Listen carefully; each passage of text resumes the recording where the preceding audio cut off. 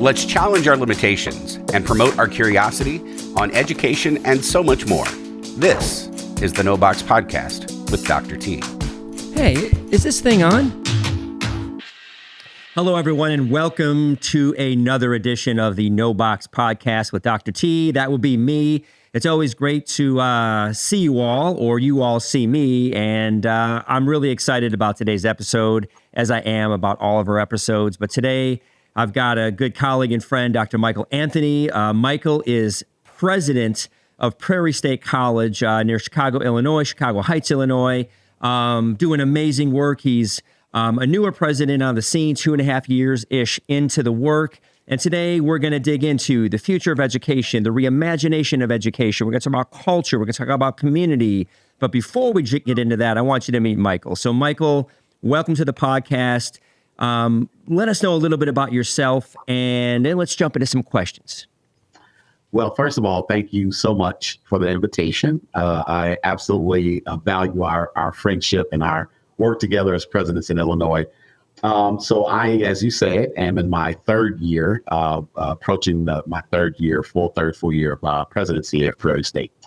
I have been at this college, which is in Chicago Heights, south suburbs of Chicago, for about 5 years total. I started as the vice president for student affairs and institutional effectiveness just before the pandemic landed.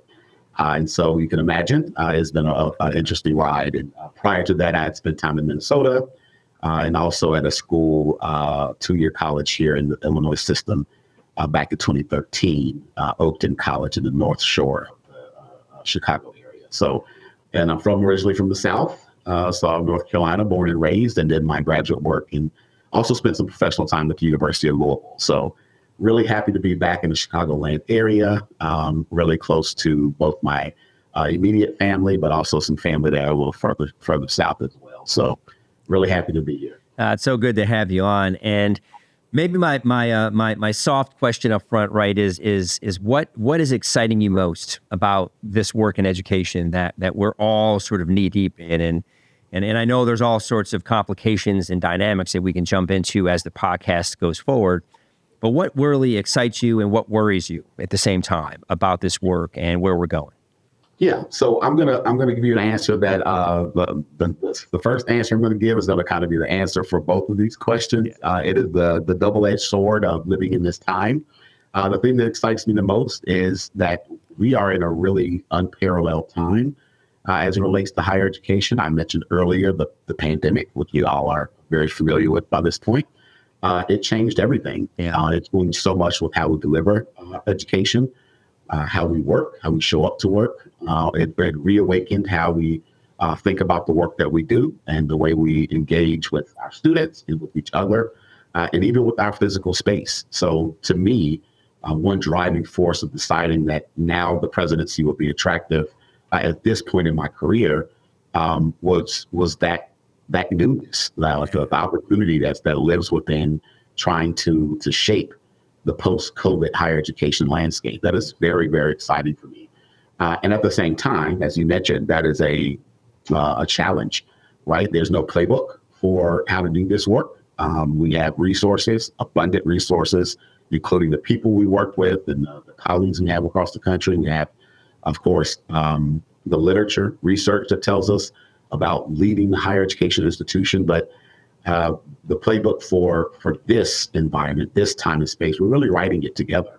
And that is a daunting task, but at the same time, as I say, it's pretty exciting too. Oh, absolutely. I think, this whole idea of, education becoming sort of something different. I mean, I've often compared the nature of education to, sort of the nature of entertainment, how entertainment has sort of changed before our very eyes, how phones it's like it's always in your hand, and how that has become sort of an extension of who we are. And when we think about education, and we also, I think about sort of these ideas that it's probably the most exciting time to be in this work. But as you've sort of alluded to, it's also the scariest, because we are all used to things being a certain way. And hey, it's always worked the way it's always worked. But now, as I've sort of talked about in the past, we have this requirement within the environment, our students, our communities, the various stakeholders that, as you know, pull at us at times we don't need to be pulled at, right? And have expectations. So if we think about all of that, what are some of the things that, as president at Prairie State, you're advancing from a vision perspective, from a culture perspective, to really address the needs and the expectations of the environment around us, which I think primarily includes our students. Those students showing up saying, this is what I want. How are we responding to that from a Prairie State perspective? So when it comes to responding to this, there are a couple of things that I focus on a regular basis. I mean, there are two things I'll call out. There are a lot of things, but two things that come to mind. One is the people. And I say the people, I mean the employees of this institution, right? The trauma, and I'll call it trauma, of the pandemic really did leave a lot of folks, myself included, questioning a lot about your purpose, how you spend your time, will you, the time you want to put and spend in your career, do you want to stay in that space? It had this kind of effect that is going to last a long time for many of us. So being a people business, we're an educational institution, much like K-12, four-year institutions, et cetera. We have to be okay. The people have to be okay. They have to be committed to the mission. They have to still understand that what their role is in it, and have to see themselves as a part of what's coming in the midst of a lot of uncertainty, right? And so I spend a lot of time thinking about the people and how we serve our employees, and so that they can then serve the students. And speaking of the students, I spend a lot of time thinking about student outcomes, in a climate where we have people questioning the value of higher education across the spectrum, in a heightened competition, right, for delivery of education and skills. We have to be really focused on post-college, what I call post-Prairie State outcomes. And what I mean is not just finishing a credential, not just finishing a class, right? The past several decades of two-year colleges has really been about access, right? But it's not just about coming here and knocking out that class. It's about the quality of that experience when it comes to your post-Prairie State outcomes. So are you in a job that you set out to be into, and a career field that you set out to be into? Is the job that you're into one that pays families standing wages, right? Not just minimum wage, but beyond a livable wage, something that we could break into the next category of economic prosperity. Also, if you transfer, right? Many of our students still come here to seek transfer to a four-year institution. Just getting them to transfer is not enough either. Right. We're thinking about, and I'm focused on, when they leave their transfer institution, are they earning the wages that they deserve? Are they going into the field that they set out to go into? And so I'm focused on how do we clarify those goals and outcomes when students come in, and then how do we spend all of our time trying to make sure that they can achieve those, which is a big task, but that is the one I think students, families, the government, our community are calling us to do. Yeah, I love the points you made up front about people. I think we're totally on the same page with if we don't have the right people that are facilitating the right culture, then we're ultimately not going to see the right results. When we're in those results, not only in the culture being a positive, inclusive organization, but in what we can influence with our students. I mean, if the culture is disruptive, then the student's experience, one could argue, is going to be disruptive. So, I love the old saying. I think it was Drucker that said, "Culture eats strategy for lunch." You can have a great strategy and vision, but if you don't have the culture in place, then you're sort of spinning your wheels. Right. So I mean, obviously, both of us being college presidents, we get pulled in a lot of directions, and there are a lot of sometimes questions, or why are we doing this? Why aren't we doing that? And this kind of links into this idea that, over my career, I can always recall some of the bosses that I've had that said, well, we can't do this, we can't do that. We just have to serve students in this way. We can't meet them where they're at with this, and not so much in an anti sort of student service way, but that's going to be too complex, or that's going to cost too much, or that program's not necessarily something we're thinking about. So I'm curious from your perspective, having been in the work for a while, is how do we move to a culture or an existence of being all things to all people? I mean, you talked about, we were always about access. I've often used the word agility. Like, we need to be agile in our policies, our practices. What needs to happen to be colleges that meet every student where they're at as an individual? Well, first of all, let's acknowledge it's not easy to do, right? And even in being agile, I love that agility. I think that's the key, right? Even in doing that, it doesn't mean you're not focused. It doesn't mean you don't have a plan, right? It doesn't mean you're jumping from one thing to the next. It means that you're first accepting that is the very calling of community colleges, right? Yes.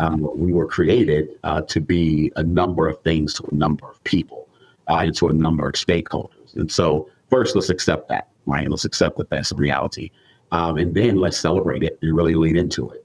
So I talk to my teams often about the fact that it's a gift, right? To be able to serve people who are looking for myriad different opportunities all at one place, right? And there are ways that you can resource your institution, prioritize the institution that can do all of those things pretty well. Now, of course, you can go too far at times. And poor planning and execution, of course, can make it all fall to pieces. But if you really accept that that's our mission and then to really embrace it and celebrate it, I find that it makes the people who are doing the work that much more enthusiastic about it. Just like a Research One institution really does, it's about research, the creation and dissemination of research.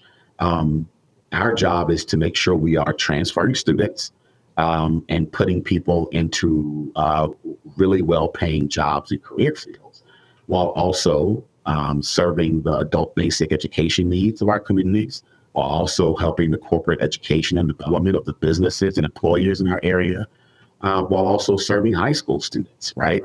Who are looking to get a leg up. With proper planning, with strong people, right, clear vision, those things can happen all at once.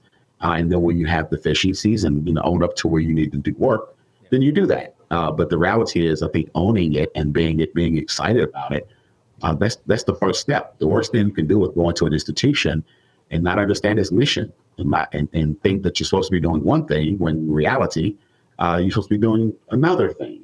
So mission clarity, vision clarity, understanding exactly what we're supposed to be doing and getting the right people in the right seats, as the old adage goes, right? This is part of the I think excitement of the work, but it's certainly how you have to get that done. We are to be a lot of things to a lot of people, and that's a good thing. Absolutely. I think in a second we'll kind of, just audience listening out there, we'll go into a break here in a moment, but I want to leave Anthony with one question to answer before we go into the break. And so we talk a lot about the relevance of education. Mm-hmm. You had pointed out all of the very important sort of components or characteristics of community colleges, right? We serve the adult population. We serve, obviously, a continuing education population, a credit, sort of transfer, a high school population. What's getting in our way as educators of really being able to move the needle in all those areas? Like, let's dig into that for a minute. We'll take a break and we'll come back and dig into some other questions I have for you, my friend. So what's getting in our way? Yeah, this is so many things. I think sometimes we get in our own way, right? Earlier I talked about being focused and having clarity and having a good vision and mission and right people. Well, that's on us to do, and sometimes we're not doing that very well, right? We're not clarifying our missions. We're not kind of getting into the work and recruiting the proper talent, taking care of that talent so they develop and do the best work. Another thing that gets in the way are you classify them a number of ways, but crises, right? Yes. The whirlwind. So in a book called Four Disciplines of Execution, 40X by Covey and Upton others, talks about the whirlwind, right? The balancing the important versus the urgent. And I think a big failing of many of us is that we get too wrapped up in that whirlwind, which is the crisis du jour, right? The crisis of the day. It's the thing that comes up, whether it's a natural disaster or legislative mandate, Yep. or I don't know, the politics of the day, right? So you have disruptions that may be happening globally or locally that creep onto campus as well. So it's these things that pop up that constantly cause confusion that then draws the president's attention away, right? And so those things are disruptors that really do hurt the mission. And so staying, first of all, anticipating those, staying on top of those as best you can, but not letting go of spending time on the important aspects of your job, the capacity building, the development of your staff, the expansion of your brand and your mission, the generating revenue to continue to support students coming and sticking to the why of your existence.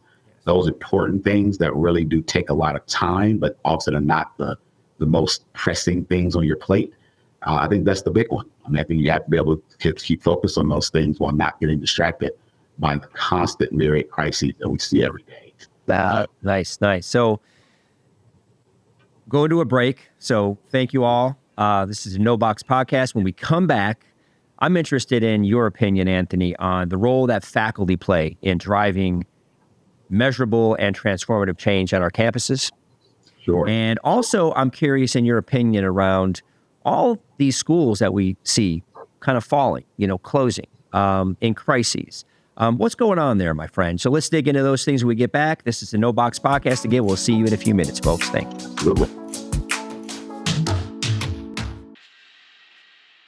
Yo, what up? It's Mike Keith, the proud graduate of Lewis and Clark. I got my start in the radio program that put me on the path to where I am today. We still do radio, but now we're so much more. Podcasting, producing, and editing, not to mention new equipment, studios, courses, and a new name. If you want to work in professional media or create better content for the things you love, do like I did and discover your path at Lewis and Clark Community College.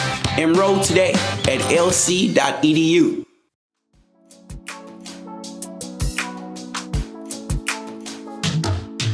All right, welcome back, everyone. This is the No Box podcast, and with us today is Dr. Michael Anthony of Prairie State College. So, Dr. Anthony, let's dig into a couple of other questions we kind of left the audience with before the break. Is first, let's kind of talk about the issue.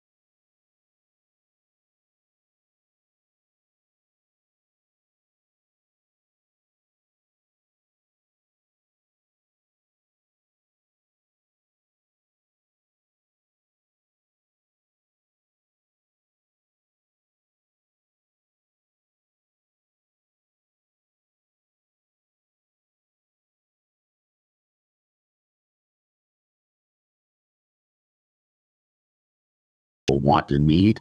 And unfortunately, some of those institutions are going to get hit first.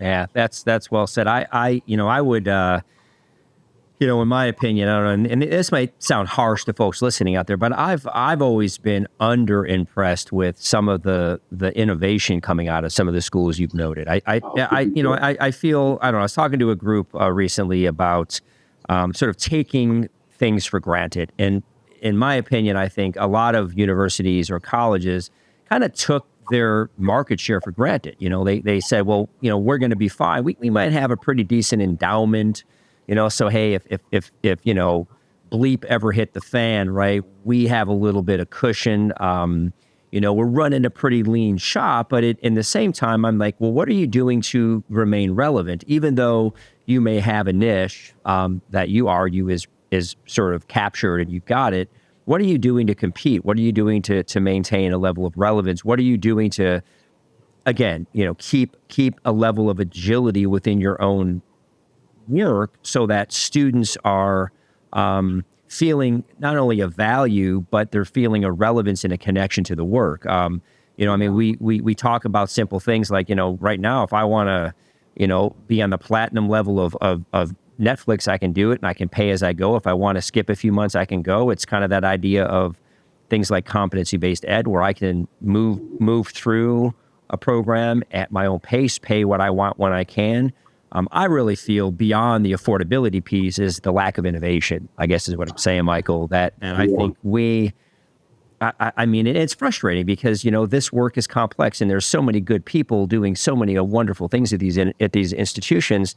And then one day they close. I think, you nailed it. I mean, you can't say it's just one thing or the other. And I think the innovation piece is going to be right up there with affordability, because there's not just either closed or open, right? There are some schools that are still remaining open, but they're just struggling, right? Yeah. They're just not able to get the enrollment they need. They're not able to meet the needs of their community. And what you're talking about is exactly what the problem is. See, higher education is cursed by its inability to be agile. You said that word a lot. To be willing and able to pivot very fast. So again, I talked about community colleges being relevant and staying around for a lot longer. That is not without conditions. The conditions are that we lean into the purpose that we're here. We're supposed to be responsive to workforce needs. We should be listening to district high schools to change, to pivot to the needs that they have. That is the hallmark of a community college. It's not a bug, it's a feature of what we offer. And so we should be at the front end of experimenting with new technologies and new methods of course delivery, and have some of the best technology available within our classrooms and our labs, and the strongest, most relevant clinical experiences with our healthcare programs. Yes. The technologies they're using, because that right there is exactly what's going to keep us relevant and going strong. And when sometimes our institutions are so stagnant, they're so hesitant and reluctant to change, because it's these old images of what higher ed and college should be, and that does a disservice to most of our institutions. And so, if you're able to innovate, you're going to be able to survive, and you're going to be able to survive for a really long time. Yeah, I love it. So talking about survival and change, let's talk about faculty. Let's talk about the role that our faculty play. Obviously a very important asset to our institution. They are our subject matter experts. They are the ones that, quite frankly, deliver the product.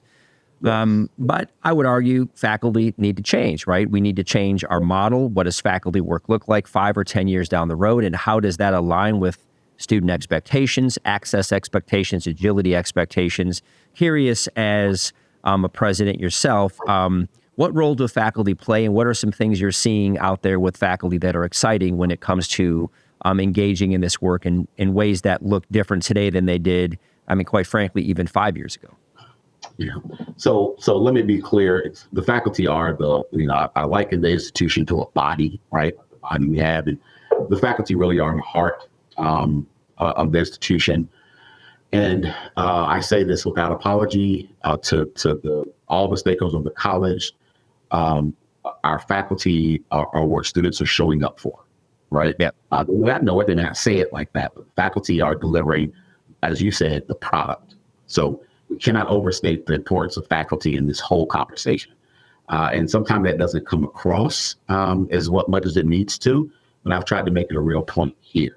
I don't know if it's always received, but I've repeatedly talked about the role of faculty in student success, et cetera. And there's a natural problem sometimes with that conversation, which could be controversial, but I need to say it because this is my experience as a president, is that faculty have some of the most protected spaces and most protected roles and jobs in most sectors, right? They have this thing called tenure that tends to protect them from, really rapid changes in their employment status, to be honest. That is a really powerful tool and an important one for higher education. It keeps us away from too much rapid change and curriculum, those things that need to kind of have some stability. Yes. Right? That's important. But it also can be a double-edged sword because it can be abused, right? People who are not good teachers, right, or who fail to stay good teachers, because you can always fall out of practice. We all do. It's harder to change course. Sometimes it's harder to introduce some of the innovations we've been talking about. So I think that's a pretty important piece of the puzzle. But I am excited when I see teaching faculty engaged in sabbatical work or research in service that really adds to their teaching, right? And again, we're a teaching institution. That is our focus. But to see our faculty either here at Prairie State, especially here at Prairie State, might I add, engaged in academic scholarship that is adding to the literature, largely. Yes. To see them engaged in service, that really does attract more attention and more cachet to the college. I think it's really important. And also the faculty who are willing to experiment across modality, right? So hybrid models. We have something called a high flex model here at Prairie State, where there's so much options for the students to engage in person learning or virtual learning. Then we of course have different types of course lengths. I think the most exciting things I'm seeing at some schools are questioning the 16-week semester, right? Like, do we need to have a semester if we can do it in 12, 14, 8?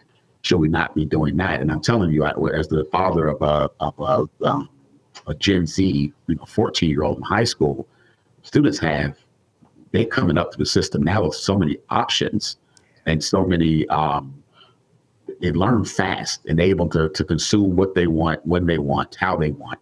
And our curriculum has to kind of match that. So when I see that happening within faculty ranks and in colleges, it really excites me. So perhaps kind of a question right before kind of my final question I typically ask everyone on the podcast is, you alluded to the degree. And, I have kind of talked pretty openly, which sometimes can sound like this controversial statement from a college president. You're supposed to be about education. But I liken the degree to the mall. Like, remember the malls we used to go to as kids back in the 90s, right? Or 80s or whatever. And they were busy and we'd meet there and they'd be fun and there'd be things to do and movies. But they're sort of going away. But there are still ways to access those experiences in other ways. I look at the degree as something that I predict it'll look very different, within the next 3 to 5, 6 years. I'm not saying the credential will always be there, but it's that idea.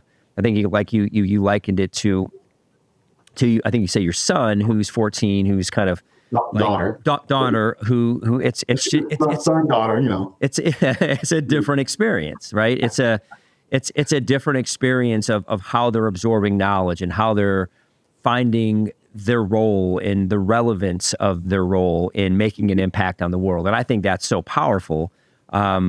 I mean, if somebody once told me it's kind of like education a la carte, like I want this, this, and this, and I'm going to package it, and this will be the credential. It's the same thing you talked about with workforce. If we align ourselves with workforce, hey, I need Ken, Michael, and Mike's actually in the studio with me. Yes. I need them to learn these things so that they can work on this project, and it's competency based. So they need to get this module and this module, and I only have 6 weeks. I can't put them in a 16-week class. So talk to me, like, what's your opinion on that sort of crazy idea that, I think the degree is moving away, and what does that mean for us to reimagine what our credentialing pathways look like in this future of education? Well, again, I think that idea is taking over. Should have been taken over a long time ago, possibly. I understand the controversialness of it. But the reality is, I'm with you on this, is that go back to what I said at the beginning, as we talked about what is my focus. So my focus is outcomes, right? My focus is what do you want to do as a result of you experiencing Prairie State College, right? And so if that's the question, then again, in a climate and an environment where there's so much competition, where companies and businesses are training their own, providing their own certifications, providing their own needs, we have got to find a way to do the same thing. And this does not mean, like you said, the degree is not going to just disappear, right? People are going to still have very traditional notions, depending on the field of study, depending on what you need, depending on what the workforce needs. There are going to be spaces for traditional kind of associate of arts degrees, associate of science degrees, transfer degrees, bachelor's degrees, right? Those will exist. But the reality is we have to make room for where those things aren't needed. And if a student can come in and learn what they need to do a particular job, then that's what we need to provide. Now, you may ask, and what people who are real traditionalists will say is that there are other things that's important besides just learning a particular job or a particular set of skills for a job. And actually, that is not too far from what our employers are saying. Our employers want students to also have a set of skills that are not just doing a job, but they need to be able to communicate. They need to be able to work with others nicely. They need to be able to think critically, right? Well, we can do those things too. But first, it takes dismantling the notion that you have to do it in this sequence, this many hours, the whole notion of the credit hour, right? Which is as old as their students themselves, right? So all those things are worth examination and being able to say, can I still teach language proficiency and basic math and some of the basics of communication and empathy and some of these other critical skills without doing it in a 16-week semester that looks like this, very traditional in the classroom? My answer is yes, you can do both. But it requires you first being willing to make a new playbook, to write a new playbook and think about it from a competency standpoint. So that's the whole competency-based education, right? Yep. CBE, we're talking about. Those things are both possible, but first we have got to shake loose the notion that there is only one way to be a legitimate graduate of a college. Now it just isn't the way anymore. And students will get us there. I mean, they'll be the ones that make us change. There's not going to be an option. We don't force the consumer to become what we think they should be. We try to meet their needs, and that's the goal. Absolutely the goal. So if you were to leave the audience with 3 nuggets of Dr. Michael Anthony wisdom, what would those 3 nuggets of wisdom be? And whether that's a student listening, whether that's, I'm really thinking about being a college president now that I've listened to this podcast, I don't know, or I don't know if I want to do it, or hey, I really want to do it, right? Or somebody who's been in the work, a faculty member like Mike, who happened to be our union president, right, for a while and was part of our negotiations many years ago, which is where we built our relationship. And I think to your points, it was really about kind of trust and looking at what this future looks like.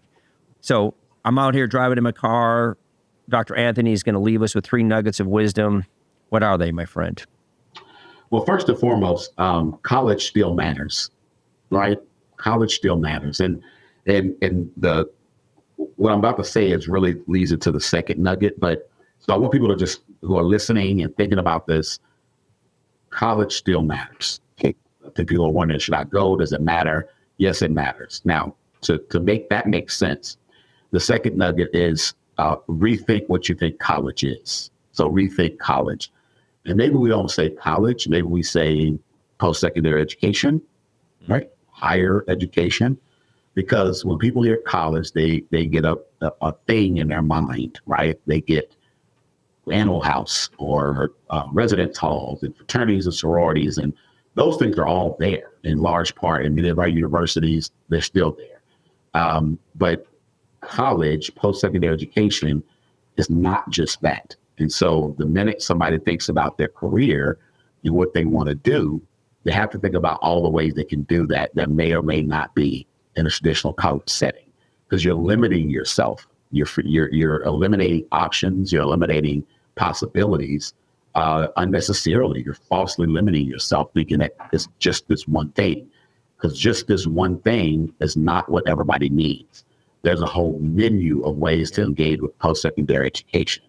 And the third thing is when I say to my child, but also my family members, is living your talents, right? You know, chase your talents, and the rest will follow, right? So if you really are tuned into your own strengths and talents and things you want to do, and not about what degree you want to earn, right? Because again, we just talked about the fact that degree, well, even what that means, right, is going to continue to shift, and how to earn a credential or what those things shift. But what you really want to be focused on is what do I really love to do? What comes naturally to me? What am I really obsessed with doing? And what kind of lifestyle and contribution do I want to make? And if you're following those things, then the particular credential or the college you go to, the post-secondary education experience you have, that will flow naturally from that. So if you're looking to sell homes and market real estate in some way, if that's the passion, that's the talent, and that's the heart, then that drives where you want to go to get your post-secondary education. It may not be, you're not going to get a bachelor's in real estate. You're not going to get certified and licensed at your community college and get to work, right? And then have a number of other credentials and licensures to sit for that you will advance your career. So follow the talent. And if you're following your talent and your passions and your gifts, the income and the qualifications, those things come after that. Wow. This has been an amazing conversation, Michael. I want to thank you really just for spending some time with us today, for sharing your wisdom, and quite frankly, just having learned myself of all the amazing things you're doing and your philosophy and attitude toward student success and outcomes and supporting your culture and being an advocate for education. And I loved all three of your nuggets, but college matters, ladies and gentlemen. Education matters. And it does. And we all need to work together to continue to build positive momentum around this idea of education and build our communities together so they're positive spaces for everybody. And so Michael, thank you for your inspiration today, my friend. I look forward to seeing you soon in person, and I want to thank all of you who tuned in today to this episode. Please stay tuned for future episodes where we'll feature other leaders across the country, where we'll talk about education. We'll talk about topics that are important to us, better understanding the importance of this work. So thank you all so much. Have a great rest of your day. Thanks all. Thank you.